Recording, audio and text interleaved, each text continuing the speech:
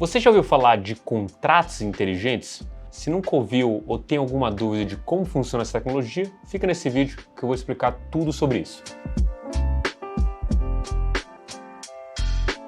E aí, tudo certo? Eu sou André Franco e eu separei esse vídeo para a gente conversar sobre contratos inteligentes, como eles funcionam e principalmente as aplicações dos mesmos. Os contratos inteligentes foram um tema aí bem interessante que basicamente o mercado ouviu mais falar em 2017, quando o Ethereum, a principal plataforma de contratos inteligentes, surgiu.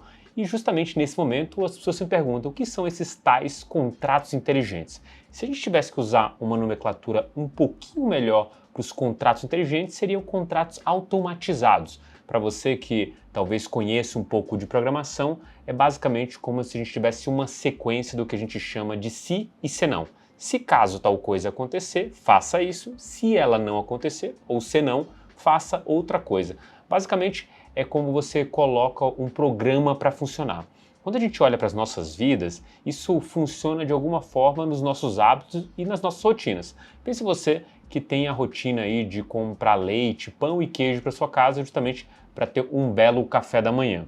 Quando esses itens acabam na sua geladeira, você vai lá atrás no mercado e os compra novamente. Esse seria basicamente o seu programinha de se e se não, o seu contrato inteligente na sua cabeça, o seu contrato automatizado, que é basicamente o programa. Se tem um leite, pão e queijo, ok, não faço nada. Se não, vou no mercado adquirir esses 3 itens. É basicamente assim que funciona um contrato inteligente. A diferença aqui do que a gente chama de algoritmo ou de contrato automatizado é que esses contratos inteligentes eles não estão num servidor centralizado. Geralmente, quando você está falando de um programa de computador, o programa de computador ele reside em um único local, ele reside em um servidor, e esse servidor é basicamente centralizado.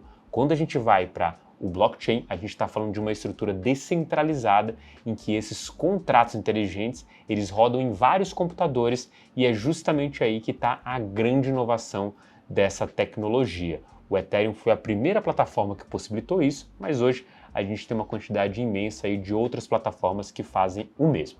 Além da característica da descentralização, existe uma outra coisa que chama bastante atenção quando a gente fala desse tema, que é a imutabilidade e a segurança. Diferente de um contrato inteligente ou de um programa que você pode escrever em um organismo centralizado, como esse servidor que eu te falei aqui agora há pouco, em que o dono desse servidor pode alterar esse código, quando a gente fala de um contrato inteligente escrito em uma blockchain, ele é imutável e tem toda a segurança da blockchain por trás. Lembra que eu disse que um contrato inteligente não existe só em um lugar, existe em vários? É justamente aí que mora a segurança dele.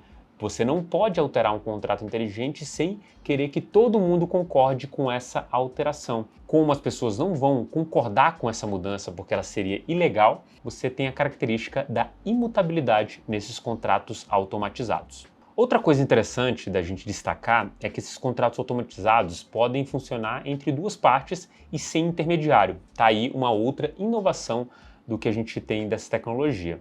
Justamente a ideia de que eu e você podemos escrever um contrato inteligente que, em determinada situação, ele vai agir ou não. Seria como se estivesse pensando em uma aposta. Imagine que eu fosse torcedor aqui do Corinthians, você do Flamengo, e a gente fosse ter um jogo aí que a gente quisesse apostar, e eu dizendo óbvio que o Corinthians vai ganhar, você que o Flamengo vai ganhar, a gente seta a aposta e basicamente decide aí quanto vai ser. Vamos dizer que a gente apostou R$100 cada um, o contrato inteligente seria o responsável por executar essa aposta. Quer dizer o quê? Quer dizer que ele vai lá, verifica quem ganhou o jogo e verifica qual dos lados foi o ganhador. Seria basicamente um contrato escrito, né? Um jogo Corinthians e Flamengo, caso o Corinthians ganhe, dá todo o dinheiro para o André, caso o Flamengo ganhe, dá todo o dinheiro para você que está do outro lado aí da câmera. Isso naturalmente cria a possibilidade de você cortar intermediários e simplesmente dar mais segurança, justamente porque se a gente tivesse uma aposta entre nós dois, eu teria que confiar que você fosse me dar o dinheiro, assim como você teria que confiar do meu lado. Caso a gente desse esse dinheiro para uma terceira pessoa, nós dois teríamos que confiar nessa terceira pessoa. Tá aí uma das grandes inovações do contrato inteligente, do contrato automatizado. Essa facilidade com que você execute instruções sem a necessidade de um intermediário. Além dessa simples aplicação que eu falei para você, existem uma infinidade de outras utilidades. Uma delas seria a utilidade no setor financeiro, setor imobiliário, setor de saúde. No setor financeiro, a gente poderia estar falando de empréstimos, a gente poderia estar falando de pagamentos, de seguros e de governança descentralizada. Essa governança descentralizada seria basicamente como se a gente pudesse votar dentro daquele sistema financeiro. E, pasmem, isso já é possível e a gente conhece esse mecanismo aí como as DAOs, né, que são organizações descentralizadas dentro de organismos descentralizados financeiros, que são os DeFis. Também temos aplicação no setor imobiliário. Seria basicamente como se a gente fizesse contratos inteligentes em que eu tivesse parte ou totalidade de um imóvel e à medida que as pessoas fossem pagando esse aluguel desse imóvel, eu recebesse uma parte dele descontado dos impostos e outras contas que eu deveria arcar por ter aquele prédio naquele local. Uma outra aplicação seria na área da saúde. O contrato inteligente ele poderia permitir que as minhas informações fossem distribuídas de maneira seletiva, né? Para um médico que mede a qualidade ali da minha vida, eu poderia oferecer meus batimentos cardíacos ao longo da vida, meus dados de medição de açúcar no sangue, uma série de outras coisas, assim como para o meu cardiologista dados interessantes para ele medir a saúde do meu coração. Isso tudo de maneira seletiva e via um organismo descentralizado e também um organismo ali que possibilitaria esses contratos inteligentes rodar de maneira a não expor dados que eu não quisesse. Isso só para a gente visualizar algumas das aplicações desse contrato inteligente.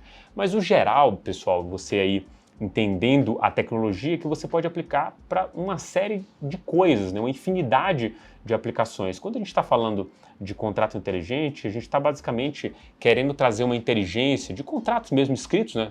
Basicamente olhando para alguma coisa como um contrato de aluguel ou qualquer outro tipo de contrato que você tem e transformar aquilo de maneira digital e automatizada.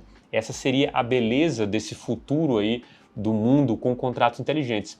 Eu, pessoalmente, acho a tecnologia muito interessante e ela já é usada no dia a dia. Esses exemplos que eu dei para você, eles já têm alguns experimentos bem interessantes em linha e, naturalmente, dentro de 5 ou 10 anos, isso vai vir fazer parte da sua vida. Bom, mas nem tudo são flores, né? A gente está falando de uma tecnologia muito nova, recém-criada, não muito testada pelo mercado como um todo e que carrega ali uma desconfiança gigantesca da sociedade.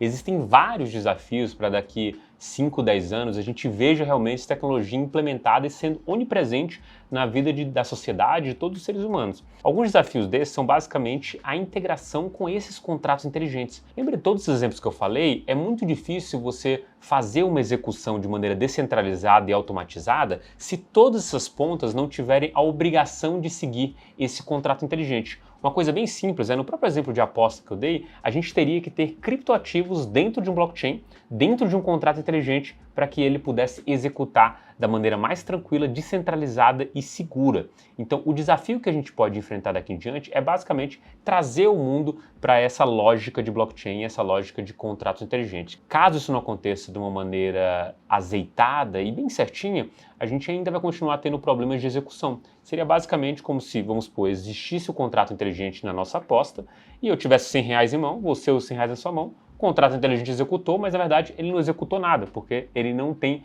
a propriedade de tomar o dinheiro da minha mão ou tomar o seu dinheiro e dar o dinheiro para outra parte. Isso cria alguns desafios que a gente pode ter aqui para frente. A outra coisa, talvez mais interna, intrínseca ao mercado cripto, seria basicamente a segurança desses contratos inteligentes. A gente está falando de um organismo ou de uma programação em que a pessoa basicamente escreveu algumas linhas de código e colocou aquilo dentro do blockchain. Será que é seguro o suficiente? Será que não existe a possibilidade de um ataque hacker? Será que não tem uma falha nesse contrato inteligente? Isso são coisas que naturalmente as pessoas se perguntam e você também deveria se perguntar, até porque hoje dentro do mercado cripto a gente tem vários casos desses de hacker, óbvio, sempre no caráter falha humana, não é um ataque direto ao blockchain ou uma falha direta do blockchain, é basicamente a qualidade dessa programação que foi construída ou não construída e isso acaba afetando o mercado como um todo.